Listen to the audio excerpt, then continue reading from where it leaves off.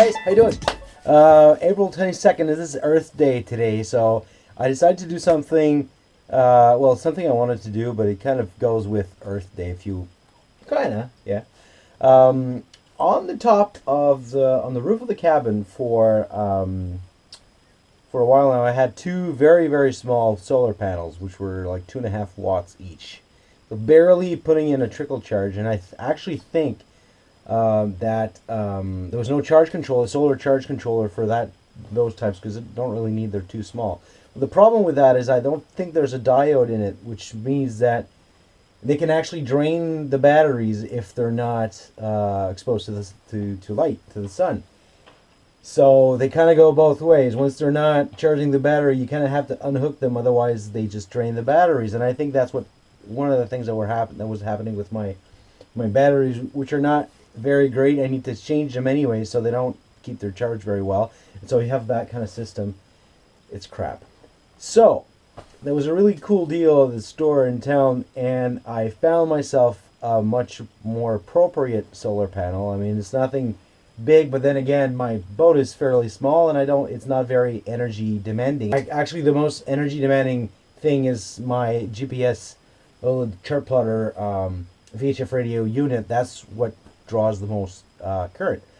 So I found in this store at a really good deal a bigger solar panel. So I'll show you what I did. Both my batteries are hooked up, and this goes under the cap here, and it's connected, and you see the little yellow LED light here. It's just saying that it's actually charging. So the wire goes there, comes out from there, snakes around this one, and goes to the roof of the cabin. Now let's see what it looks like. There you go. Much better.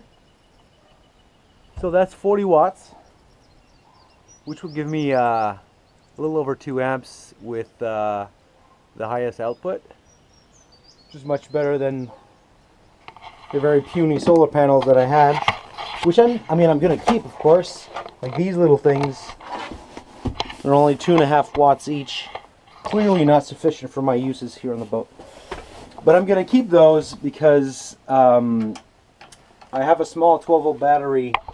It's about yay big on my fishing kayak that I use for my fish finder on my fishing kayak. So it's going to give me about 400 milliamps of power.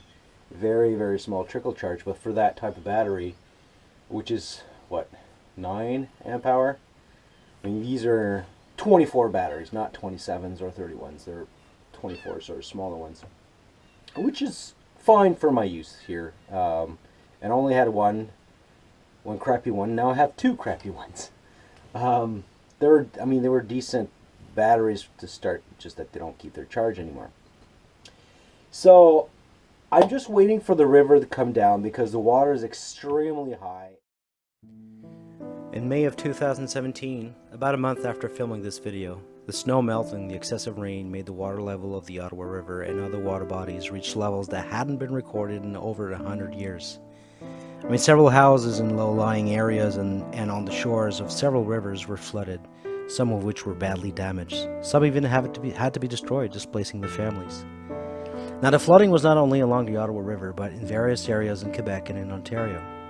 In fact, my brother's property in Montreal got flooded badly, and his house was actually used as part of a dike to prevent the rest of his neighborhood to be flooded, effectively protecting his street and his neighbors.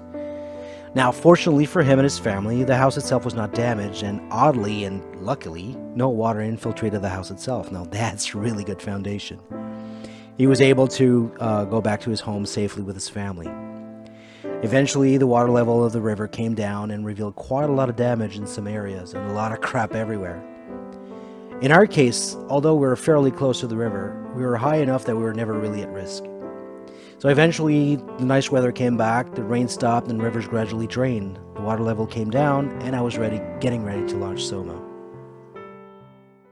Before I put the boat in the water, I have to put my mooring ball in the bay here near the beach. And to do that, I need to use my inflatable boat, my dinghy, to bring it out there. the side of the transom that glues to the one of the pontoons, inflatable pontoons on the side, came undone. Once the boat is glued, although I don't need the motor to go put my mooring ball, but I need the boat to put my mooring ball and my anchorage, my mooring system. There's a lot of small steps that need to happen before I put the boat in the water, but the fact that the water is so freaking high, there's not much I can do anyways. I can't put the boat in the water anyways. On this boat, what's really cool is there's this boom here, which is a self-tacking boom, and I finally found the sail, which sail goes on it, and I found how to rig it. So there's a gooseneck here. Sail attaches to the top there, is shanked onto the forestay. The clew is attached to the end there. There's a fiddle block there, and a single block with a pop-up and a beck. So the way that you rig it is you basically have a nice bowline here. Goes up here, down, back up, and then it goes all the way back to there's another block at the end there. And then it comes here, and then all the way back to the winch there. You can control it with a single line. So for sailing solo, it's great because you can just be in the cockpit and you have your jib halyard you can control here, bring it up. You have your main sheet here, and the self-tacking sheet would be right here. So finally, the beautiful weather's back. I can keep working to make Soma look pretty. Next time I repair Junior, put the mooring ball in the water, and finally launch Soma in the river. See you next time.